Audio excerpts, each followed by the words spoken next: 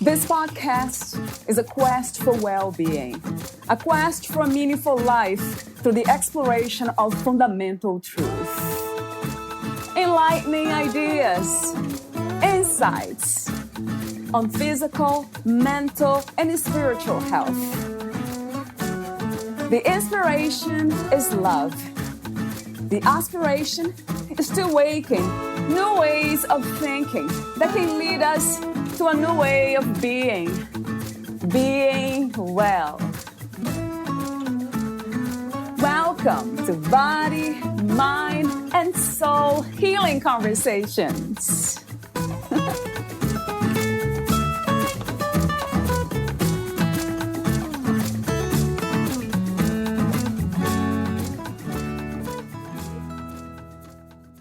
My healing is about releasing, evolving, and integrating.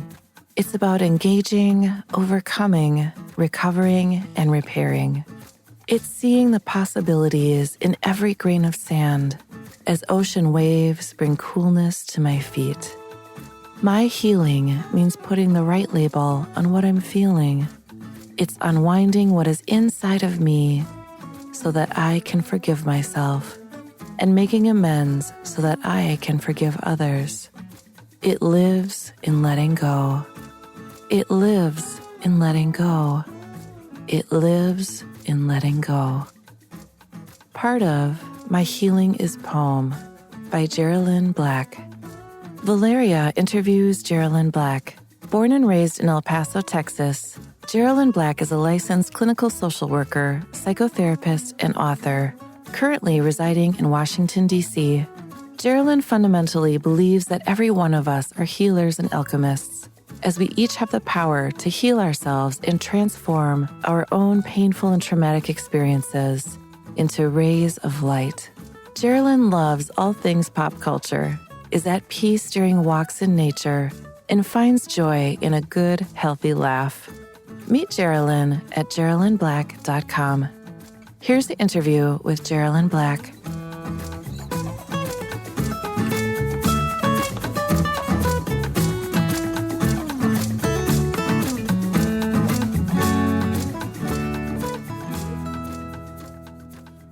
In your own words, who is Jerrilyn Black? In my own words, I'm an Aquarius. So I'm a little bit country, a little bit rock and roll. According to my mother, I've never met a stranger, even as a child. I've always loved talking to people.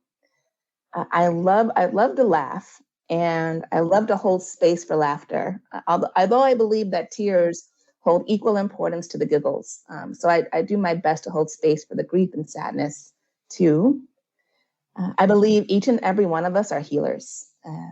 I believe we each have an innate capacity to heal, and we can each heal our own minds, bodies, and spirits. And I believe once we've accessed our healing, we open doors for others to access their healing too. And this is why healing is so powerful in community. And that's why healthy community is so important. I love everything you say, the way you say it too.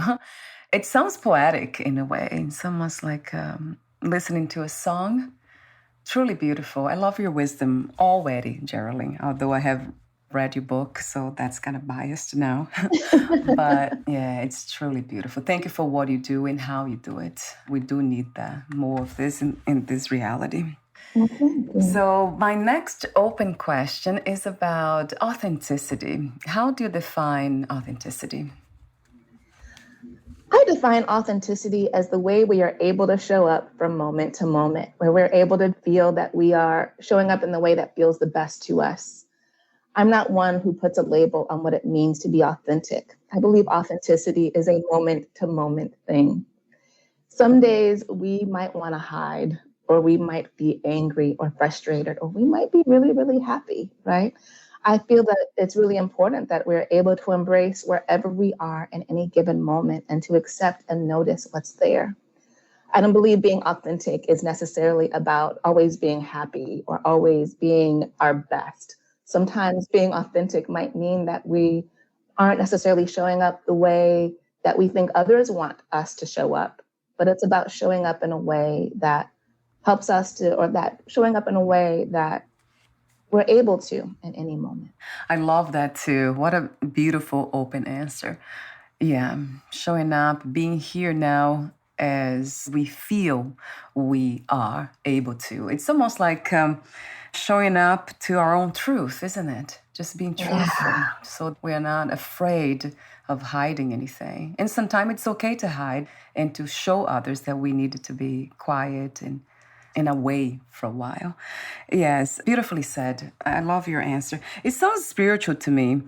Do you have any spiritual visions, belief systems, practices? Yes, absolutely. I absolutely do.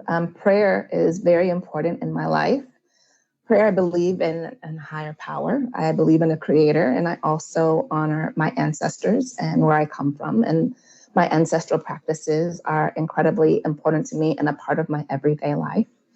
It's, my spirituality, it is also what connects me to other people. As I know we'll get to it later, but in the book, there's a section on spirituality. And I feel that we are all connected through our faith, even if we don't necessarily have a quote unquote faith. And so my spirituality is also my humanness. It is the way I approach the world, the way I approach nature, the way I approach other people. So yeah, I'm very much a spiritual being. I mean, I believe we all are spiritual beings having human experiences, as the saying goes, and I'm definitely no different. When I think about authenticity, healing, I do kind of put them together. Healing, authenticity, and spirituality. It's one. Yes. Or everything is one. We are all walking in that direction of realizing who we are. Absolutely. And we don't necessarily know why we're here, right? And so even though that's something that I've wrestled with, is where I feel like I'm on this spiritual journey that maybe others aren't on. And I realized, we're all on our spiritual journeys. We're just in different places, or the reason I came, it might be different. The reason I incarnated was, decided for this body, this life might be different from another person's experience. And so, they're having also a very spiritual experience, even though to me, it may not seem that way. I do wonder that too, like I used to, and I still do sometimes when it comes to reincarnation, coming back here in the human body. Why is this? And then I have done a lot of reading and studies on Advaita Vedanta, which is Hinduism. It's a Hindu philosophy religion that they go really deep into karma. And it's probably because we didn't understand these principles, our essence in different lifetimes, and then we come back here to continue the journey, per se. Do you have some of those understandings too, Jerrilyn? Does it resonate with you somehow? Oh, yes, that absolutely does resonate with me. And I believe, a big takeaway in my journey, I'm also a psychotherapist, and living in this journey is we are all here to help each other to heal. Right. Even when we think about healing in community, even if it's a community of one other person, or if it's a community of, being in a community of nature and trees, or a community of the animals, we experience our healing in community. So I believe we're here, we decide to come here, whatever mechanism that is, and how we incarnate, that, we are here to heal something and to help others to like I said, I believe we are the example. We are the ones who say we're, the wounded healer, we are the ones who our responsibility is to heal ourselves. And then it is to open the door for others to heal each other. And I think that, if it's that we reincarnate together, we have soul groups, or we knew each other in past lives and decided to come, I believe, whatever reason that is, that we're here now and we're doing this work together, whether we know it or not,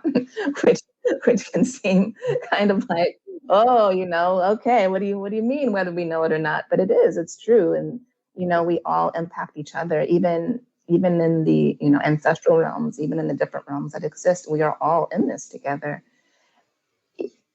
no matter what's happening. Yeah. And speaking of healing, I read somewhere in the book, in your biography, I'm not sure, you connect letting go to healing. So I would love to hear from you a bit more about this idea of what healing is and the connection between letting go and healing.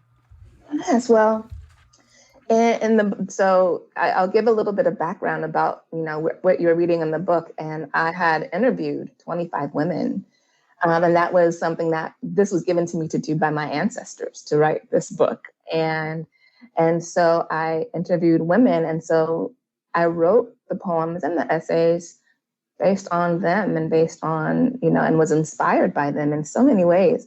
So when I say living is letting go, that was a theme in the women who I interviewed. And living healing and letting go is not necessarily just dropping something where it is. I think I spoke with someone in the past who's like, wouldn't it be easy if we could just let loose the handle to all of our baggage? And I'm like, we can't, because it's tied to us, right? And when we're able to untie that baggage and to untie all the knots and all the difficulties, then letting go, and meaning that we're not disregarding our past experiences. We're not necessarily retelling ourselves the narrative that our past experiences, especially if they're hurtful, are making us who we are today. But it's to be able to say, I've been through it, it's happened, and I can still live my life and live in my most authentic self in this moment. So when that was what I heard from the participants, is that healing lives in letting go. It's not ruminating over the past, even though we all do it. Right. I would love to say we don't, but I would say we all do it. True. It's not necessarily about ruminating over the past or about holding on to a feeling that's from a memory of the past. It's about being able to let go and walk in what feels the most truthful for us. So that's what I took away from that. Healing lives in letting go. Another question I have for you is about healing and destination. Can we say one day that we are healed? What is your view on that, Jerrilyn? Healing and destination. I'll recount a short story. Years ago, I was working with a friend who is a healer, years ago. And I went to her and she was telling me these things that I had to work on. And I said, but I've already worked on them. Why? Why are you telling me that I have to work on them again? And she said to me, oh, you did. You did work on them at that level. Now you have to go to the next level. My mind was blown. There's another level to this? I'm not done. And so I would say that about healing, that it's not a destination. It is a process that we're going through each and every day. We're not static beings. We're not rocks. We're changing constantly. And because of that, healing is, the thing that we might have known about ourselves 10 years ago is different than it is today. And so it's required that we heal at a very different level. So I would say healing is about levels. It's about growing always. It's about learning about ourselves and being open to what's here within us and around us. The question that comes to me is about the signs. Like, how do we know that we have healed at that level? What are some of the signs that we are healed enough, per se, to be happy, to be peaceful, to laugh more? Yeah, I would love to hear a little bit more about that. I think being able to laugh more is important. And, I would say from my own experience and in my experience in working with others, that I've noticed that within myself and others that I've experienced healing when something doesn't bother me the way it used to, or when I'm not reaching for something that to me was negative in the past, where I am able to make different moves. I'm not in a stuck place. So I'm able to actually do the things that I've said I wanted to do and not necessarily just think about them. And that is, I think, similar to what I've experienced in the women that I work with across the board, that they're able to say, the thing that I did yesterday, I'm not doing today. Or the thing I really wanted to do, I did it this morning and it felt great. And I'm going to do it tomorrow and I'm going to do it the day after that. And then they actually do it. And that for me is what healing is being able to see our own growth and see our own changes, knowing that we left behind an older behavior. I won't say an older version of ourselves, but old behaviors, old ways of thinking, old ways of feeling that are not consistent with who we are anymore. When we can see that and know that and feel that, I would say that's when we are at that level of healing. So the more we heal, the more we become open to see the truth. more aware of what the truth is.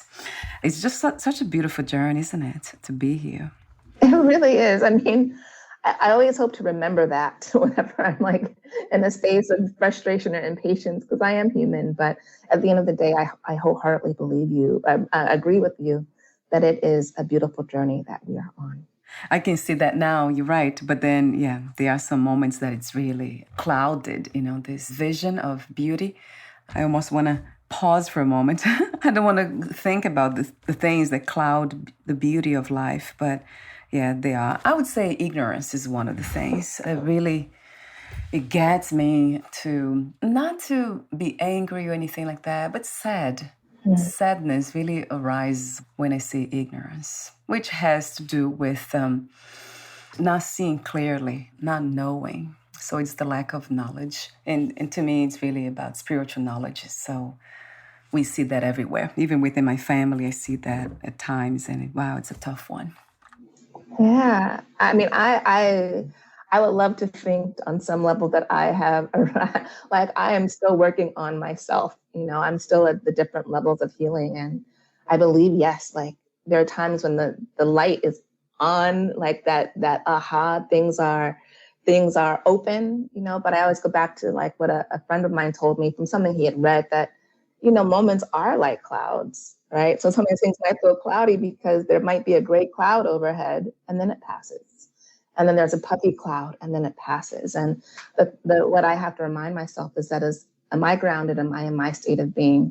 Because sometimes my ego will get the better of me. I'll get really impatient. I'll get like, certain things happen. And that for me is part of my human experience. And so, I agree. It's like sometimes you don't want to focus on the cloudiness, but I also believe our humanness is also where the healing takes place, because we can see that it is not a destination healing. It is a journey, because we are very much human, working with other humans and other entities in this life. Yeah, so true. And like you said before, we are all on this journey of healing. Knowing or not, we are all doing that. We are all on our own path. Yeah. So it's beautiful to see. It seems like it really takes being open and spacious enough to let those clouds, as you mentioned, I love that, to just pass through and just know that's just a cloud, it's just a moment. And life is made of moments, so that's the basic truth. So you wrote the book, I See Her. What was the main inspiration and intention of writing your book, Jerrilyn? I'm going to be quite honest, I had no intention of writing a book. I'd go walking in nature, walking in DC. There's a place called Rock Creek Park, Washington, DC, where I live. And I kept getting a message from my ancestors saying, interview women, interview women, interview women. And I was like, I didn't want to do it.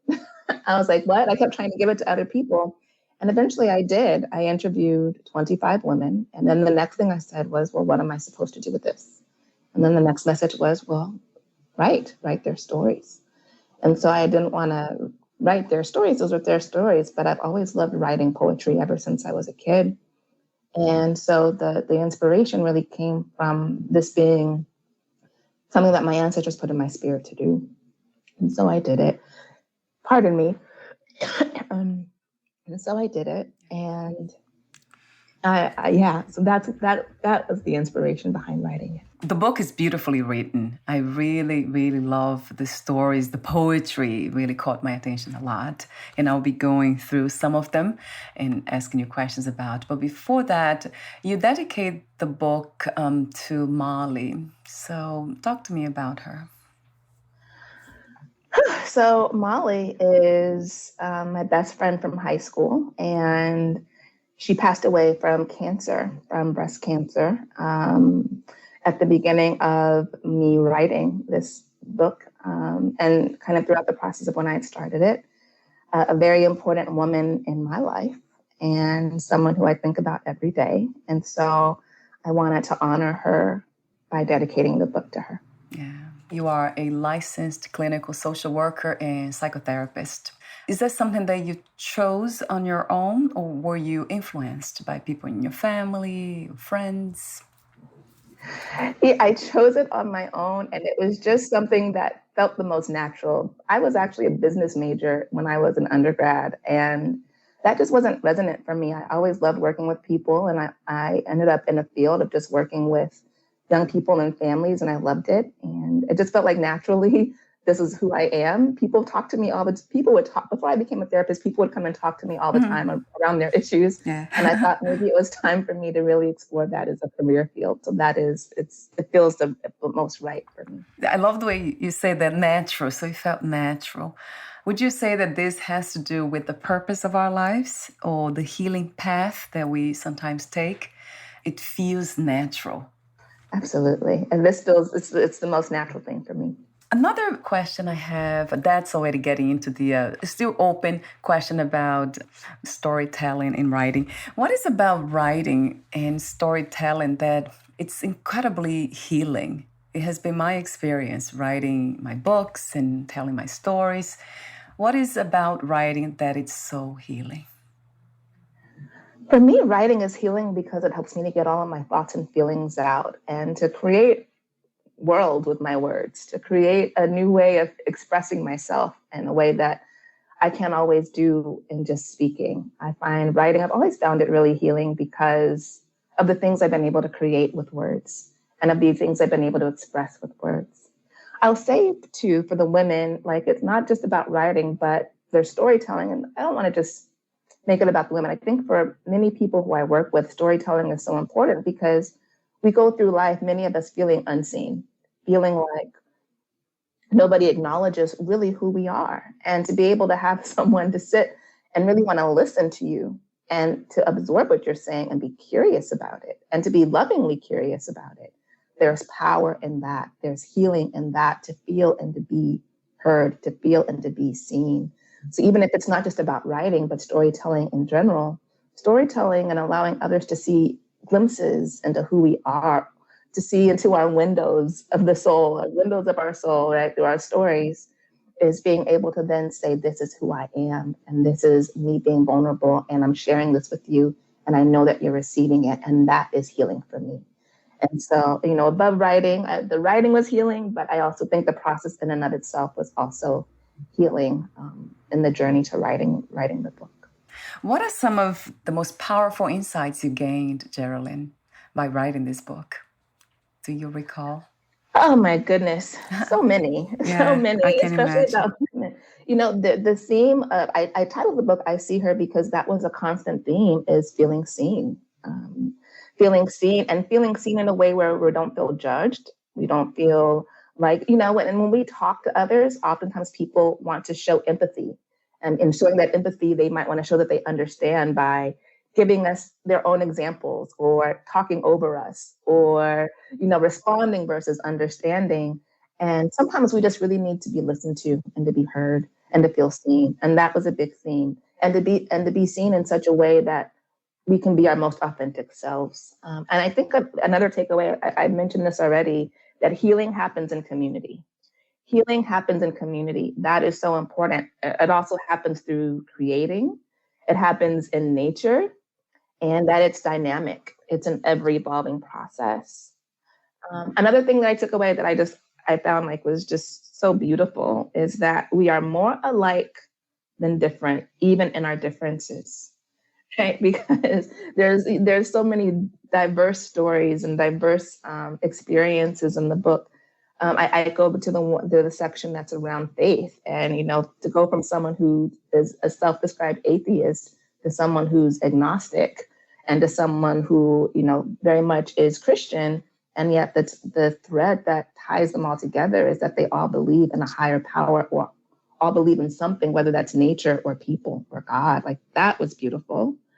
And the last thing that I'll say is that it was important that for me, a takeaway is how do we all learn to become safe containers for each other? As a therapist, as a psychotherapist, that is what is said in the therapy room. That therapy is a container for what the person in front of you needs to release or needs to talk about, that you are a safe space for them. And I always think about, well, of course, we're not going to be doing like being a container doesn't mean that we're going to be working through challenging cases all the time. But what does it mean for us to be containers for each other? What does it mean for us to hold space for each other, that we are able to help other people to feel seen and heard and loved and cared about? So those are just some of those takeaways that I felt. It was a beautiful journey writing it. I'm thankful to be given this opportunity and to be given this task, even though I resisted it. And I've learned so much from all that participated. I think yesterday, Chris Sarek, one of my guests, and he said that more often than not, our calling, our purpose in life will create resistance. We'll always resist to that calling, when it's deep, especially when it's very profound. It makes sense, doesn't it, Jerrilyn? Yeah, I have done that myself. I love the way you talk about spirituality, and it is a theme in your book. That's title in the multidimensional and prismatic aspects of my faith. So that was the theme that you talk a lot about, faith in God, and inspired by those women. And then there was one poem that you say that you title, Does He See Me? That is referring to God. And that's interesting how immediately I thought about the title of the book, I See Her, and He sees me. It's almost like one and the same. We seeing each other and God seeing us. We seeing one another through the eyes of God, which is in us, I believe. And with that in mind, actually, let me ask you another open question about the idea of God. What, where, and who is God to you?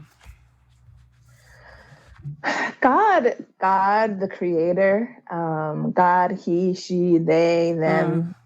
Yeah.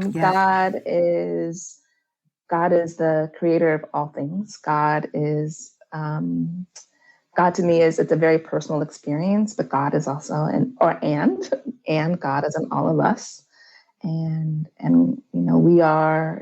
we are each hold the spark of the divine experience and the divine light that God has put in us. And so, I think, God, God, the creator, all the things I said, God is, just, it's hard to explain. Like, God is everything, and our experience of it. And I may not just say God, I believe when I think of the creator, the higher power, it's the creator of the universe where we live and all that we come from. And some people might agree or disagree.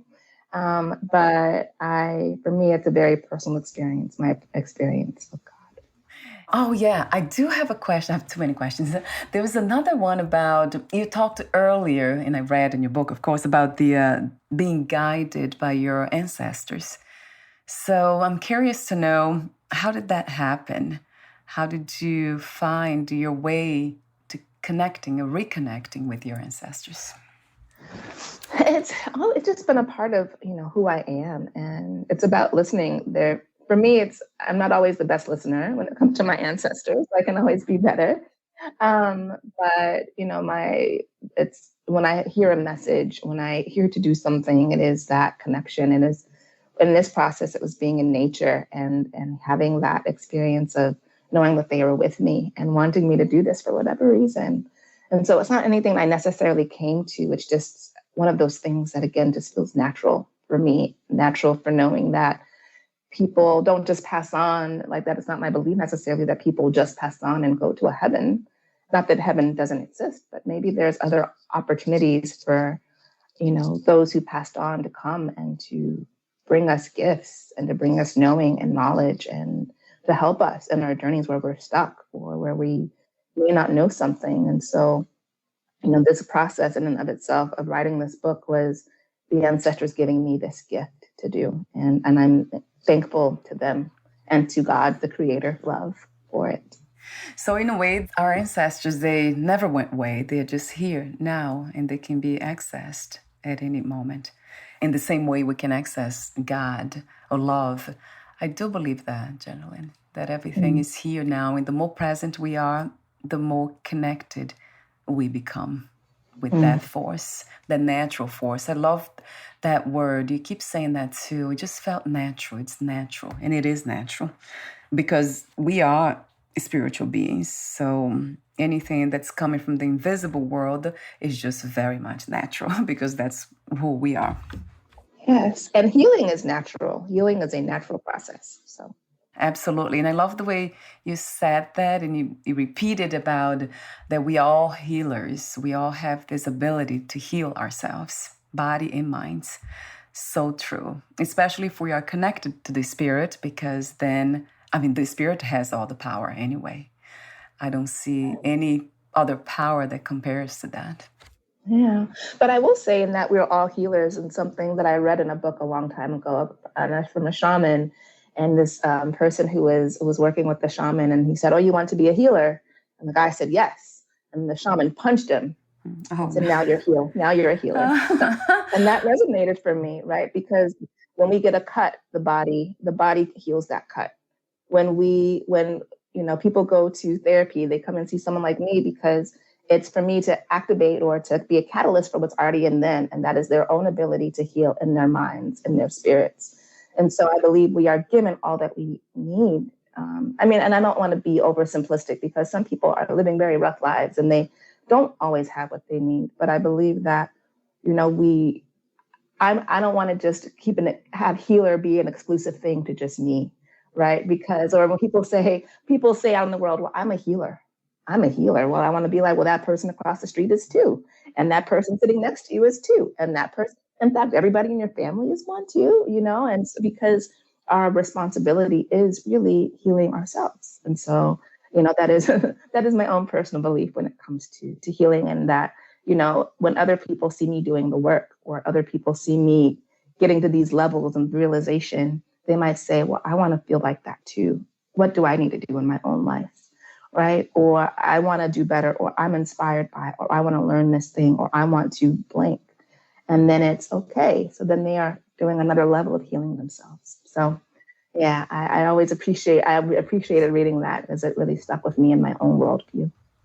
It's part of the natural world. As we see in nature, we see the body doing that automatically, keeping us alive. It's just amazing. It almost seems like magic. I know it's not magic, but it's very magical. I would say it's magic. Even how we come into being is magic. So yeah. I would agree. Right, Jerrilyn. Oh, yeah, I'm glad you agree with that. The magic part of life, and it's so beautiful. So going back to the themes, let me ask you a few questions about some of them. Let's see, the ones that caught my attention. The first one was "In Pain That Made Me." So that was the theme. And then the question that came to me immediately was, how much of our evolution, how much of our healing, spiritual knowledge, and wisdom comes from suffering? Is that possible to gain all those attributes or all those gifts without pain? I sometimes wonder. That's such a great question. I mean, ideally, we would be like, no, you don't need to go through suffering. And maybe suffering for me isn't necessarily the word I know, and we think of like Buddhism, we think of like, I believe it's samsara in Buddhism, and what we have to go through to get to enlightenment, but I don't think either any of us can go through life without experiencing some level of adverse experiences. In therapy spaces and therapeutic spaces, there's a lot of talk around trauma. And I'm not one who necessarily, wants to define trauma for any one person. Trauma for me is what lives in the body that impacts you in the here and now, right? So that can mean it's when you fell off your bike when you were 5, or it can mean when somebody hurt you when you were 15.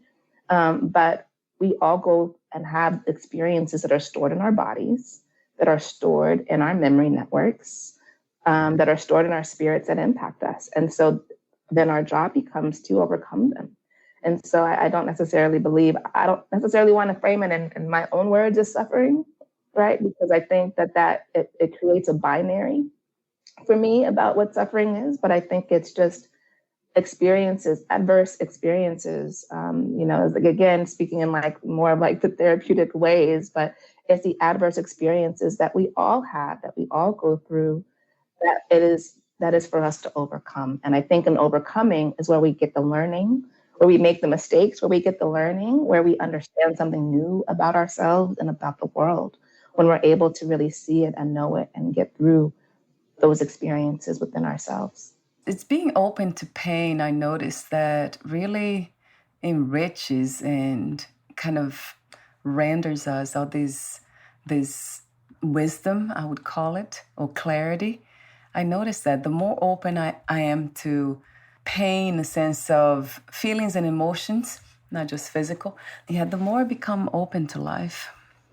Yeah, and pain has a purpose.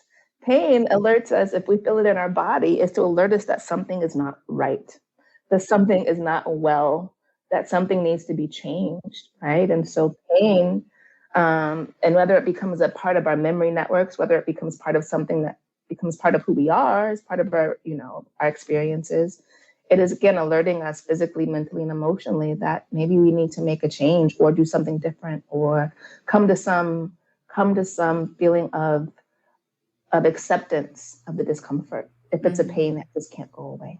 I'd like to mention The Pain That Made Me. It's a poem that you have written in a book that's truly beautiful.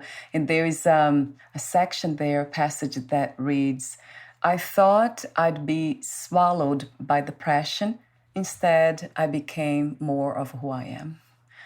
That really caught my attention because it has been my experience with depression too, specifically. The other theme that caught my attention, which has to do with my own experiences too, is in my everyday fight to be enough. And there you have a poem that's another powerful one that's titled "The Unsettled Ruminations of My Mind." There's a section that reads, "I've done everything the right way. I like to think I'm a good person. I have so much love to give. So why am I still alone?" That's such a sad thing to reflect upon. And it's something that I have been practicing, have learned long ago, and it's still a practice for some reason. So that feeling enough. Talk to me for a moment about that, Jerrilyn. What causes us to feel not to feel enough? Oh, talk about themes. This is also something that came up so much with the women, is not feeling enough. And I would say that a big part of that was the way that the world inculcates us, the way that the world tells us who we have to be and why and how, whether that comes from the shape of our bodies or the way our skin looks or the length and texture of our hair, right? And so we're given these messages that say we have to meet these certain standards to be lovable. We have to meet these certain ideals for people to care about us. And when we don't, and we see that the world isn't, that we're not getting what we want, then automatically we internalize it as something is wrong with us and not about the world. Something is wrong with us. We need to change. The world doesn't need to change. And what's so interesting is that these are things that I see with many that I work with, is that it's some things that we know. We might know that we're smart enough. We might know that we're beautiful enough. We might know that we are funny enough, all the enoughs. But what we don't have is the feeling of those things. We don't feel enough. And so it is so sad. What you said, sad, it is sad. And it is in many ways universal for many women that if you were to ask them, they would probably all say, I don't feel like I'm enough. And I think how do we work on that? I believe what you said earlier around awareness. How do we bring awareness so we're not in a lived experience of not being enough? And how do we marry, or how do we reconcile what we know with what we feel so that they're the same thing? I know I'm enough and I feel that I'm enough, right? That takes special kind of work, and it's important work. But when we get there, it's almost like you can just hop out into the world and be who you want to be. Yeah. And then that's so amazing. That's freedom, isn't it? Just the thought of it kind of inspires me to think about freedom, where now I know I'm not just enough, but I'm fulfilled. And I always go back to spirituality. I am divine, and this to be here is just this amazing experience of being, of life itself. As I usually don't say that I have a life, I am life. So when I think about that, it's just incredibly beautiful, because it's not that I have a life, it's that I am being life right now in a human body. Yeah, beautiful. Yeah, it's so amazing, so true. Because women, yeah, we do share that not being enoughness, and I think it's changing now. I hope it is.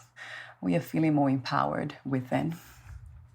Yes, yes, absolutely. Another poem that caught my attention under that theme was "I Am" poem, and there's a passage that says, "Whose truth is buried beneath the limited narrative, expertly written on my behalf."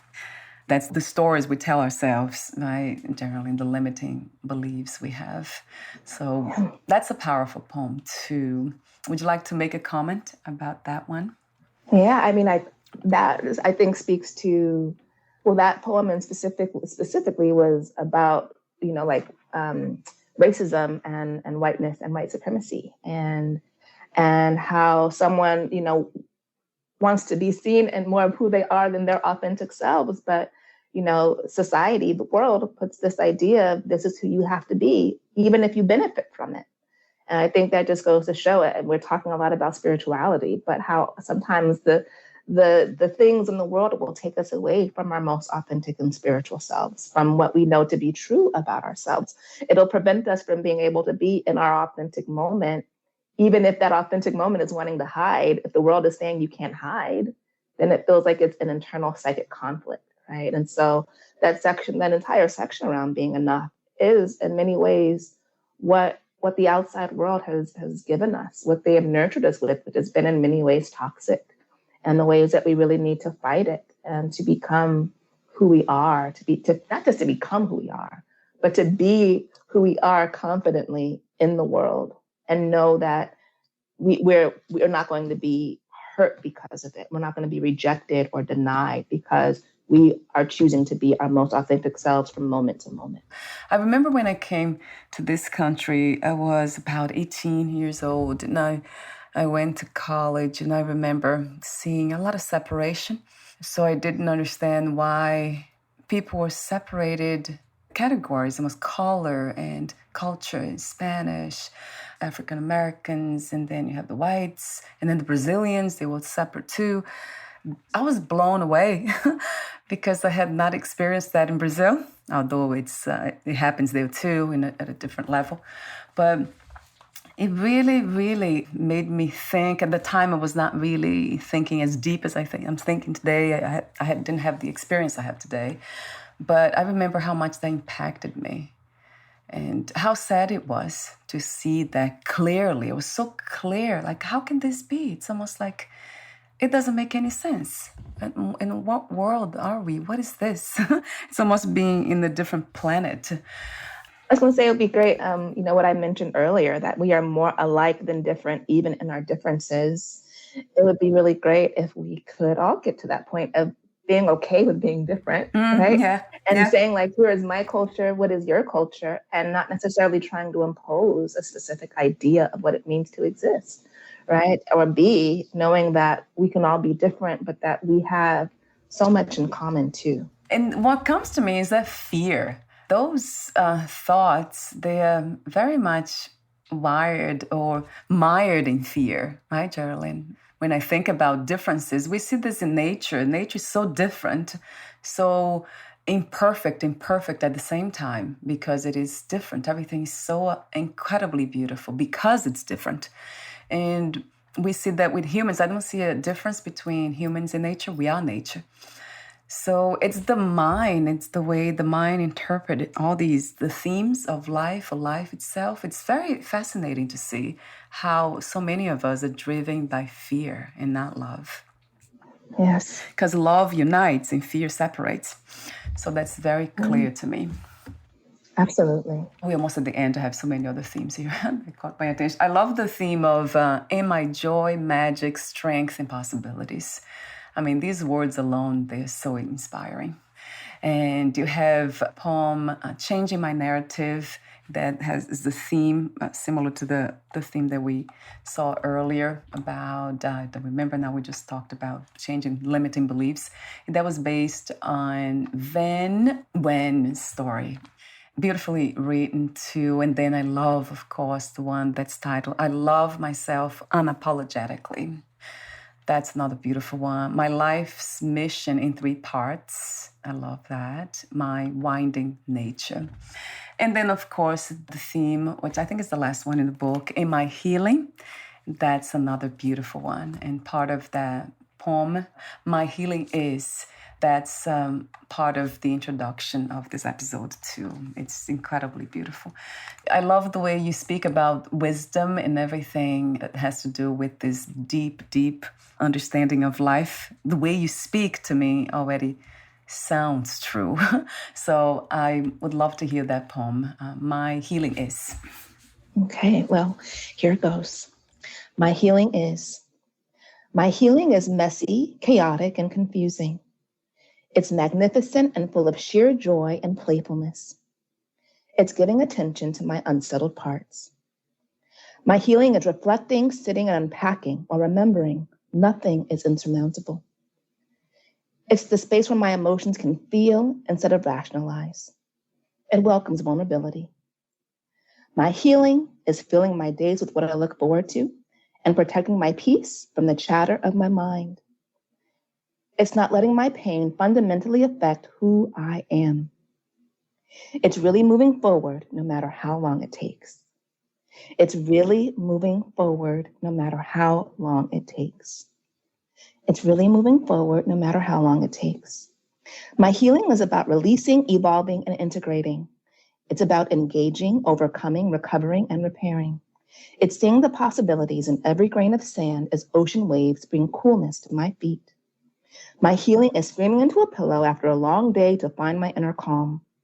It's being patient enough to change what I can without expecting to be made whole, and allowing myself to love and be loved without hiding from my truth.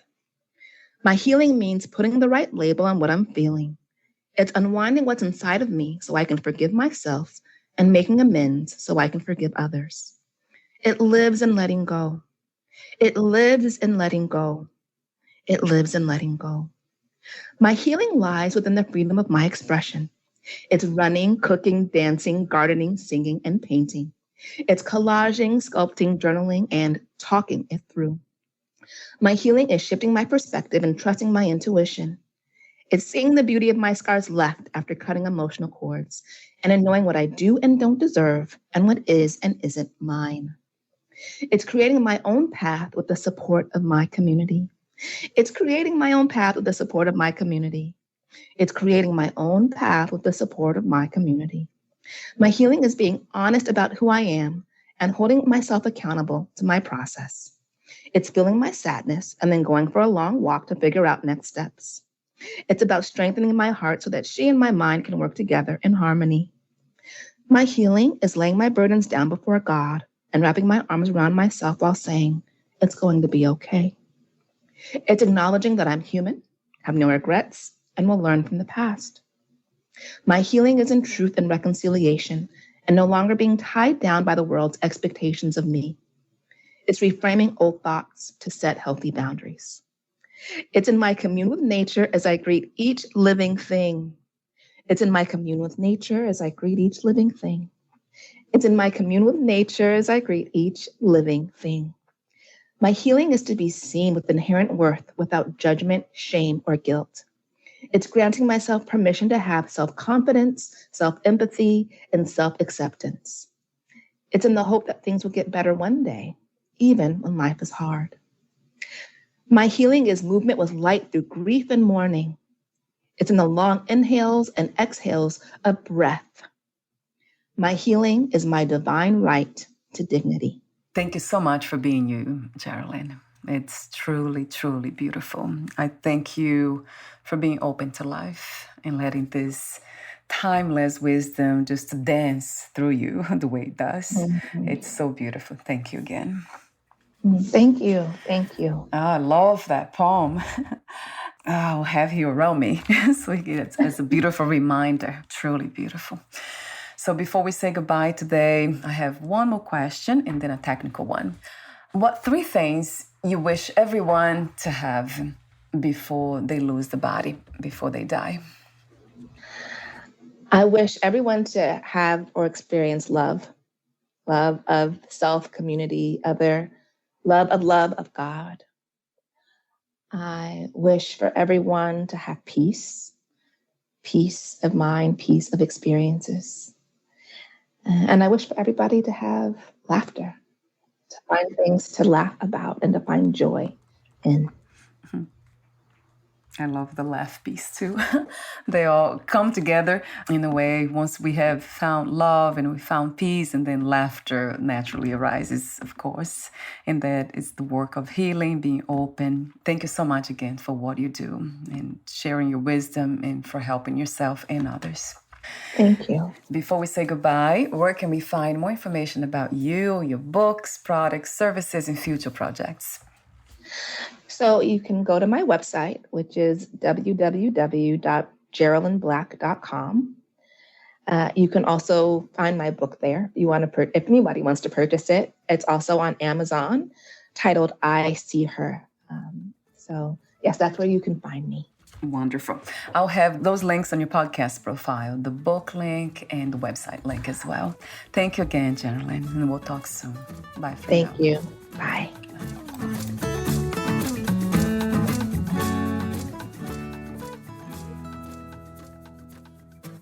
Thank you for listening. To learn more about Jerrilyn Black and her work, please visit JerrilynBlack.com.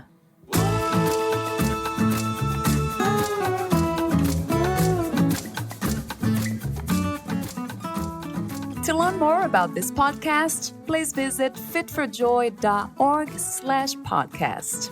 Thank you again for listening, and bye for now.